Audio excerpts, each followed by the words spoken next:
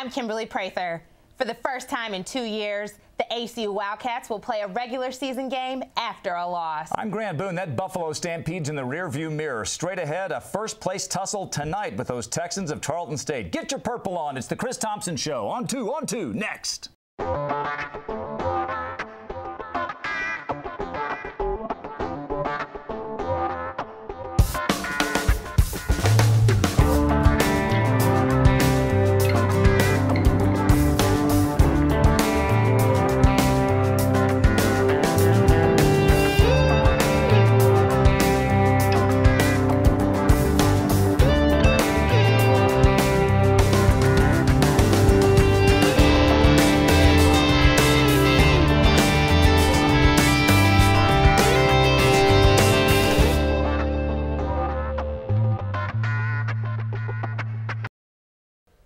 Welcome to the Chris Thomsen Show. Grant and Kimberly with ACU head football coach Chris Thomsen from the JMC Network studios on the ACU campus.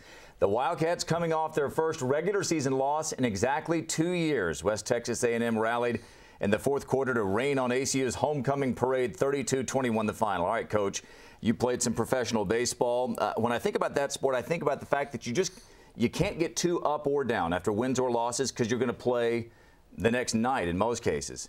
In some ways, when I look at this week's opponent, Tarleton State, it doesn't give you the chance to even hang your head, even if you wanted to, does it? No, it really doesn't. Tarleton State's a great team. You know, just like when you win, you got about 24 hours to get over it. And the loss is the same way. You get your, you get up, you go to the office, you watch the film, you get your players up there, and you look at the things you did poorly, the things you did well, you try to correct them, and then you move on. And Tarleton State will present a great challenge, so we have to get focused on that. Coach, there are players on the team that have never practiced after a loss. How did these players focus and get ready for tonight's game? Well, our guys are resilient. I think we have great leadership guys like Tony Hart. You know, we've talked about that all year, that can get you focused after a win, and those guys will do the same thing after a loss. They've had a good week of practice, and I fully expect those guys to bounce back and have a great game tonight. All right, a big show for you today on the Chris Thomsen Show. When we come back, we'll look at the highlights from that homecoming game, West Texas and ACU. You're watching the Chris Thomsen Show.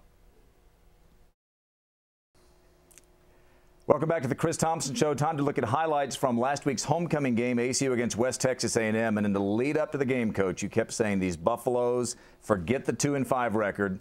They're 1-0 with Keithon Fleming, and boy, the running back really made a difference, didn't he? Yeah, he really did. I mean, to miss the first 6 games, I believe he missed, and then really in the 7th game, he suffered a concussion at the end of the game. You know, you're thinking, is this guy going to come down to Abilene full strength? And boy, did he ever! I mean, I already had great respect for the guy, but after the performance he put on, just another level of respect for him, just to come out playing hurt, playing beat up, and put on a performance like that. He did a great job. All right, let's take a look at the highlights. ACU against West Texas A&M. The very first throw from Mitchell Gale off to the near sideline, and you had, unfortunately, Coach, a great view of Shad Bastel picking off this first pass from Gale. Yeah, I don't think Mitchell was looking down the middle originally. Got good protection there. I just don't think he saw the underneath coverage, and really made a poor throw and got him going. Give credit to the ACU defense. You hold WT after this interception, and it's 3-0 West Texas. Then on 3rd and 3, how about the catch from Chris Fowler? Yeah, that was a big, big third down conversion. Chris kind of slipped coming out of his break, but still managed to make a great catch. And then you turn it over to Reggie Brown. 5 straight runs, the 5th of which was this 1-yard plunge into the end zone, his 5th touchdown of the season. And Brown makes it 7-3 ACU after the extra point. Yeah, I thought our offensive line did a great job in that first drive, coming out and establishing a run game and getting us going, getting us on the scoreboard early. Yeah, 12 plays, 54 yards, 7-3. Now WT backed up in its own end zone. Kevin Washington tells Taylor Harris both of his double majors he got from Notre Dame.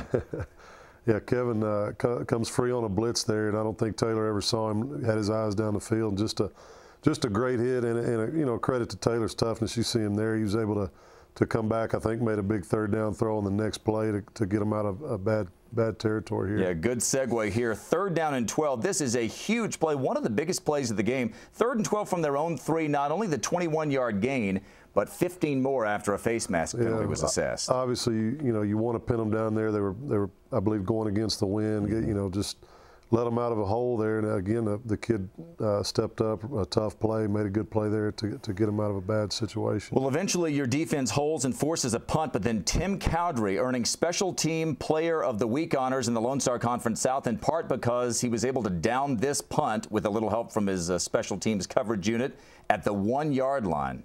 Yeah, that was a huge play. It really, just like the Commerce game, was able to pin us down there deep. And obviously, your play calling from that position on the field is very limited, and they got to us on the next play. Yeah, the very next play, Daryl Richardson is going to be tripped up by Bastel again, and he would earn Lone Star Conference Defensive Player of the Week honors. A great play to trip up Daryl here deep in the end zone. Yeah, he's a guy. They lost Jared Brock from their outside linebacker position last year, off last year's team, and this kid really stepped up, made some great plays. He's a quick, active player. 7-5 at this point. Third down, they run the swinging gate, just 3 offensive linemen around the ball, and then this pass into the corner to big Stephen Burton. What a good receiver he is. Yeah, it was a good setup. They got single coverage over there, and Burton's a big 6'4" guy and just made a great play. Great throw by Harris right there. Yeah, they ran that play twice in a row. It worked. On the second time, Keithon Fleming would punch it in to give WT a 12-7 lead. But ACU would come right back, in part thanks to Daryl Richardson's 18-yard run with about a minute to go in the half. Takes it down to the 3-yard line. Daryl running hard, goes over 100 yards for the 3rd time this season. And then a huge decision to make here, Coach, with about, less than 20 seconds to go. 3rd and goal, you run it here. Yeah, I think we threw it the play before and decided to really get 2 plays called there. If you don't get in, you come right back and run something similar, try to take 2 shots at running the ball behind that big old line. Well, and Daryl made you look like a genius and made you look like the riverboat gambler and it paid off there. He would score the touchdown to put ACU up 14-12 at halftime. Okay, so it stays 14-12. Now, a big play here, 2nd down and 10 from the ACU 40-yard line. Drew Cuffey comes up with an interception, but not only does the interception not count, you get a 1st down for West Texas A&M because of what they deemed a defensive holding call against Eric Edwards. Yeah, they called defensive holding on Eric Edwards. Keithon comes out of the backfield and basically just tries to run Eric over. Eric's just defending himself. They're just kind of hooked up in right there about 5 yards off the line, and Eric just kind of just swung him to the ground. They called defensive holding.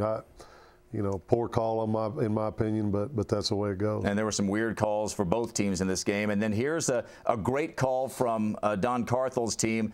The little pass out into the flat, and this worked a lot.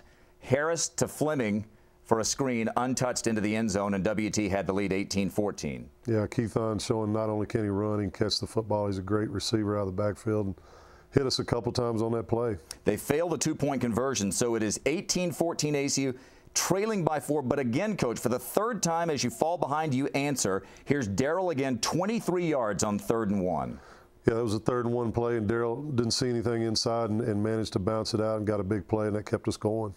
11 plays, 74 yards, capped off by this 4-yard touchdown run, the 2nd touchdown of the day by the guy who leads the Lone Star Conference by a mile in scoring, Daryl Richardson, his 14th touchdown of the season. Yeah, he's doing a great job down there in the tight red zone, and the offensive line is too. It's a credit to them as well. And the offensive staff coming up with a good tight red plan each week, but Daryl's doing a nice job. Well, here comes maybe the play of the game. It's 21-18. After you take the lead, you force the punt, but then on 3rd and 18, Gale throws the pick.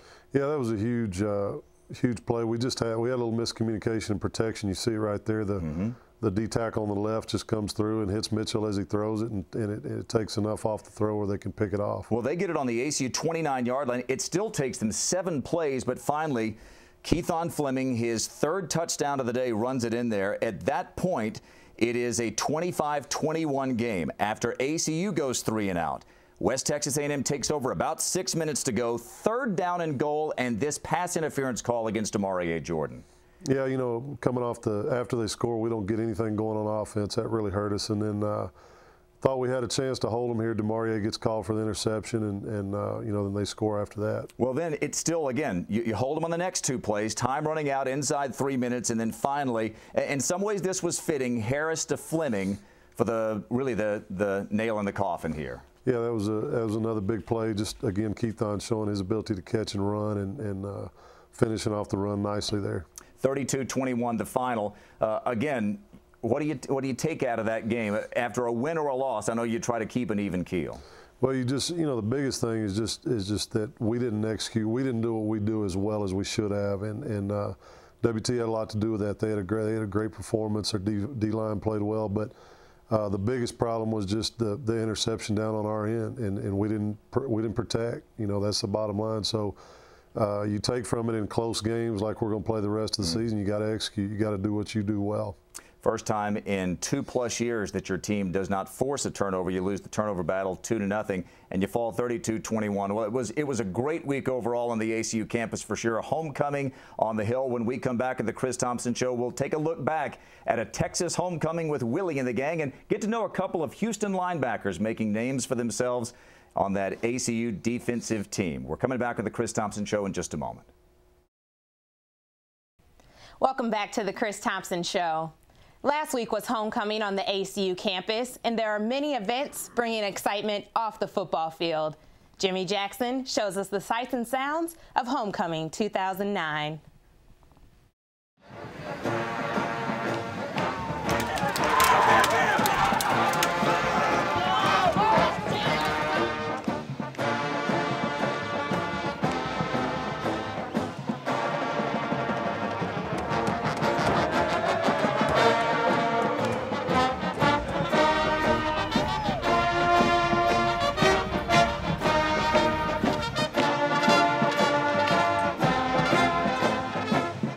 I describe homecoming as being Christmas on steroids. It's the most amazing thing I think that we do for a mass group of our constituency at Abilene Christian University. A friend of mine said that we ordered Chamber of Commerce weather and we got it. Well, the Lord's just been good to us is all I can say.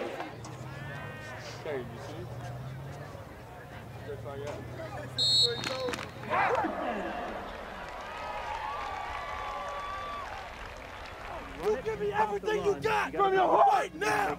Give it to me. I will carry you up. As he's been most of the game, Harris dropping straight back. He's got Kevin Washington, who flattens him at the 2-yard line. Coming in on a linebacker blitz, Kevin Washington flattens Harris, who's still on the field. And the 2009 homecoming queen, Miss Megan Holland.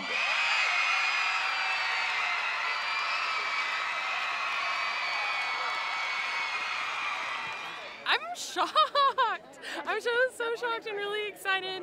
And I started crying and I didn't know I would cry.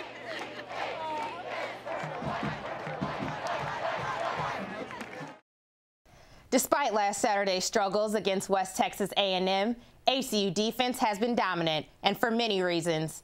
2 key reasons: Courtney Lane and Fred Thomsen.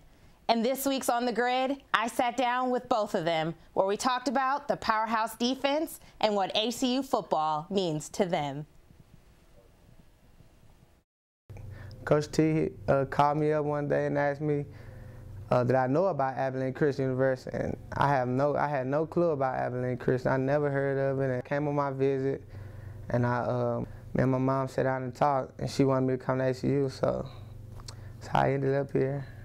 My grandpa, I was going to University of Missouri, and my grandpa said Abilene Christian would be the best school for you to go, but I didn't pay attention to it, until I got here and see what everything was like. The people is very friendly, and they just welcome you with open arms.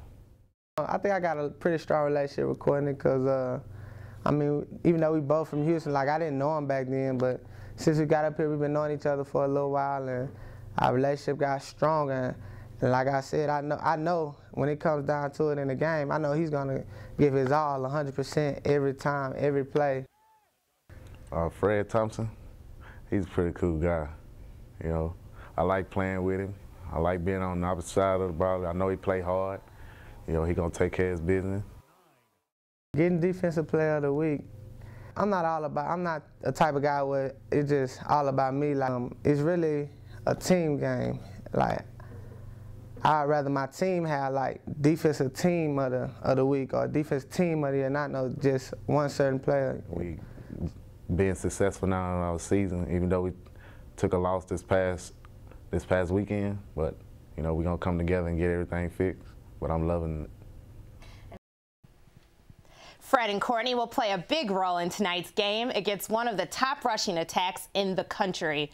But the football team was not the only team competing this week. Tanner Canal gives us the rundown of other Wildcat sports from our JMC studios with this week's news segment. Thanks, Kimberly. The Wildcat soccer team finds itself atop the LSE standings after wins against Texas Women's and Texas A&M Commerce last week. The Cats' 2-1 victory over Commerce gave the soccer team its first 10-win season in history and propelled ACU to the number 3 spot in the South Central region, the highest they've ever been ranked. To qualify for the NCAA regional tournament, the Wildcats must either win the LSE tournament or finish in the top 6 in the region. Men's cross country will be in action today as a team attempts to win its 19th straight LSE championship. Coach Burrows expressed confidence in his team's chances. But going in this weekend, we've won 18 in a row, and we're definitely looking forward to our 19th. It's going to be interesting. I'm going to say that some of the schools in the conference this year are a little bit better than they have been in the past. But to ensure that we come away with another conference championship, we are going to run most of our top guys to really solidify that and not really leave anything to doubt. In volleyball, the Wildcats notched their 20th win of the season Saturday by sweeping Southwestern Oklahoma State. The win gives Coach Mock and the Wildcats back-to-back 20-win seasons. Jordan Schilling's career best of 23 kills in a win over Central Oklahoma helped her earn LSE Offensive Player of the Week for the second time this year.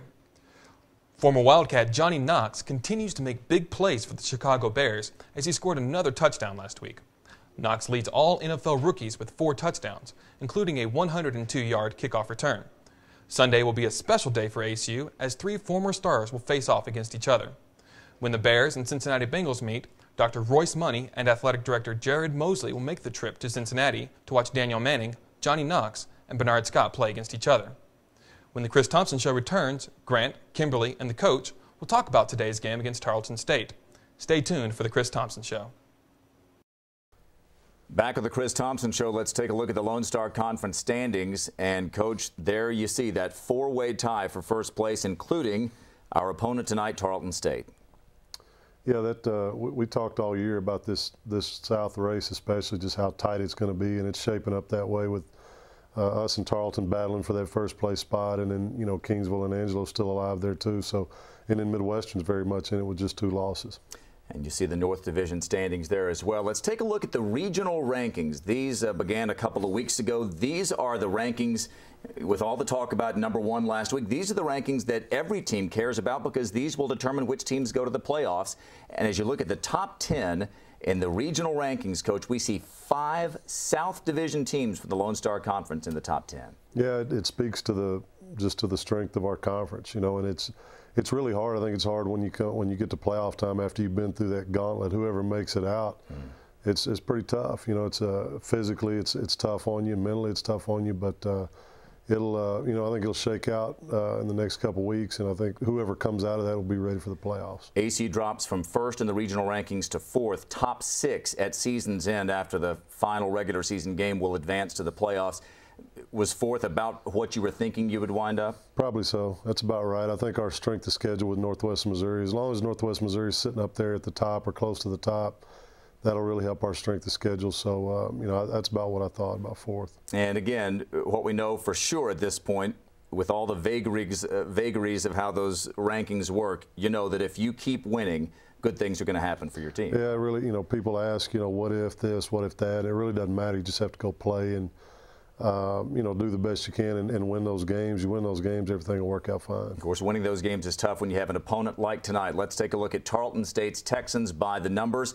Coached by Sam McElroy, really good football coach, and some of the craziest games that you've coached in your 4+ seasons at ACU have come against those Texans. Yeah, you go back to 2006, we lost 37-36 on a last-second field goal.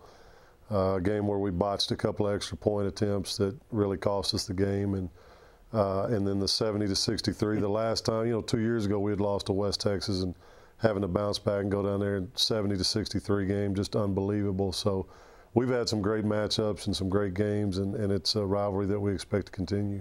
Well, Coach, as we begin to break down ASU versus Tarleton State, there's going to be a lot of purple and white in the house. They're having what they call their white out, asking all their fans to wear all white for their homecoming game. It'll be your third straight homecoming game, which is kind of weird on the schedule. But it seems like every week I say something like, this is the most fill-in-the-blank team that you've played all year.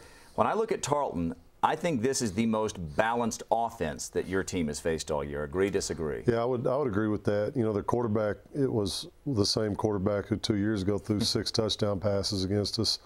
So they throw the ball very well. One of those receivers caught 2 or 3 of those that day, Devin Gwynn, who's still with them. But then their defense is very solid, and then their kicking game is great. But the offensive, back to the offensive balance, their running backs are very strong, and so really can't key on one or the other, can't look at just stopping one or the other. They're a very balanced team. Like Grant said earlier, there's so much riding on tonight's game. How do you get your players to put all that aside and just play football tonight? Well, I mean, we've been through so many of those games. I think, you know, the Northwest Missouri game, the WT game last week, Angelo the week before. By now, they've just kind of settled in. They understand the big game atmosphere, and I don't think there's a lot of nerves anymore at this time of the season. It's just go out, play, and do the, you know, execute the best you can and try to win the game. All right, Coach, Mitchell Gale will get his 4th career start against Tarleton State. Hostile territory. He's 2-0 on the road, I think we should point out, and he beat a pretty good Angelo team. Just your thoughts about maybe his mental approach as he goes into it. He's now had a chance to take some lumps. Yeah, he has, and he's, you know, on a typical progression of a freshman quarterback who's done some good things like he thought he would. Struggled a little bit last week, but I think West Texas pressure up front probably created most of those struggles. But he kind of, you know, at times didn't keep his eyes down the field well enough, even though he was under pressure. I think he'll learn from that. Tarleton State will pressure him. They've got a great front four, so he's just got to keep his eyes down the field and make throws. I think he'll do that tonight. I know one of the things that all of us are excited about is the big game tomorrow in the National Football League, where all 3 ACU football players, former ACU players, currently on active NFL rosters, will be on the same field at Paul Brown Stadium. Some of us are going up to the game tomorrow. Bernard Scott of the Bengals hosting Johnny Knox and Danielle Manning. I know you talked to those guys. This has got to make you feel awfully proud as a coach. Yeah, we're all proud of those guys. Lovie Smith called last week and just, you know, really talked about how Danielle and Johnny are doing so well, and really talked about what great guys they are, you know, and then got a chance to talk to Bernard early in the week, and they're excited just to get to see each other and some familiar faces. But we're all real proud of them and really can't wait to see how that game comes out. Well, Dr. Money will be there. Dr. Royce Money will be there. Jared Mosley, our athletic director, will be there. Finally, Coach, just as we think about tonight's game, a final thought. This does in some way, though you never like to have a loss, it does give you a chance to find out about your team and maybe the team to find out about themselves, doesn't it? Yeah, I think so. I think adversity is good in some ways. You don't want a bunch of it, obviously. You don't have to deal with that. But I think our guys have had a great week. I think they've responded well, just like they do when they win. And we just got to go out there and play hard. I think we'll find out tonight they're going to play really, really hard. All right, kickoff at 6 o'clock at Memorial Stadium there in Stephenville, Texas. We'll have the pregame show here in the Big Country on Classic Country 1470 at 5:45. And a reminder, you can get extended coverage of ACU Wildcat sports on ACUoptimist.com, including replays of the Chris Thomsen Show. For Kimberly Prather and the coach, Chris Thomsen, I'm Grant Boone. Thanks for watching the Chris Thomsen Show. We'll see you next week.